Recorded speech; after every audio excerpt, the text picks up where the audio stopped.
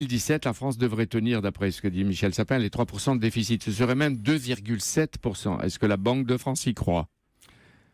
Il y a une nécessité impérative, et je veux le dire avec beaucoup de force, c'est que la France descende réellement sous 3% de déficit en 2017. J'insiste sur le réellement, parce qu'il y a tout un débat, et on est en période préélectorale, c'est normal, il y a tout un débat sur la crédibilité de ce qui va être présenté. On ne connaît pas encore le détail des mesures, mais là, il y a eu un vrai progrès dans notre démocratie grâce à l'Europe.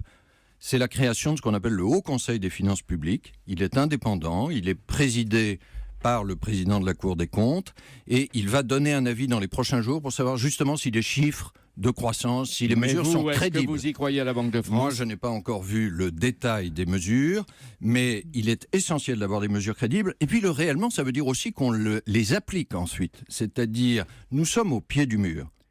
C'est au pied du mur qu'on juge le maçon. Il va falloir que nous tenions nos engagements. La France s'est engagée à descendre sous 3% de déficit en 2017, et tous nos partenaires européens nous attendent là-dessus, parce que ça fait très longtemps qu'on n'est pas descendu sous 3%.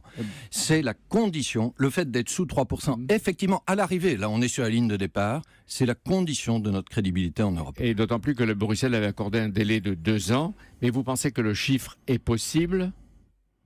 2,7 ? Je crois que le chiffre est possible si nous nous en donnons les moyens. Et nous en donner les moyens, ça veut dire d'abord réduire les dépenses. Nous avons trop de dépenses par rapport à nos voisins européens. En 2016, on prévu 3,3%, monsieur le gouverneur de la Banque de France, 3,3% de déficit. Et donc, en un an, il faudrait le réduire de 0,6, c'est-à-dire moins 12 milliards. Oui, mais c'est des choses qu'ont fait nos voisins européens, c'est des choses que nous avons faites dans le passé, mais ça passe par quelque chose qui n'est pas facile, c'est vrai, qui est la réduction des dépenses. Vous me permettez, Jean-Pierre Elkabbach, un mot là-dessus.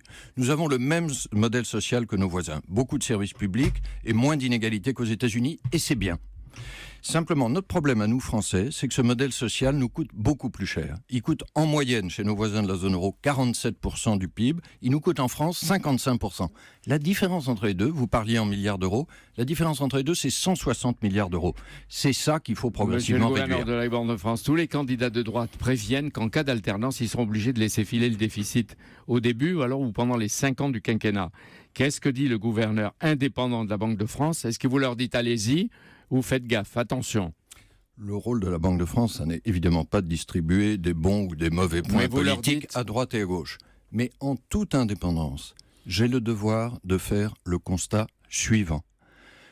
Nous sommes attendus par tous nos partenaires européens sur le fait d'être sous 3% de déficit en 2017. La France, moi je suis un passionné de mon pays, comme vous, comme beaucoup de nos auditeurs. La France est nécessaire en Europe aujourd'hui. Même l'Allemagne a besoin de la France, surtout après le Brexit. Mais la condition, c'est qu'on nous croit. La condition pour qu'on nous écoute, c'est qu'on nous croit. Et le fait de descendre effectivement sous 3% de déficit en 2017, c'est une condition centrale de notre crédibilité et donc de notre influence en Europe.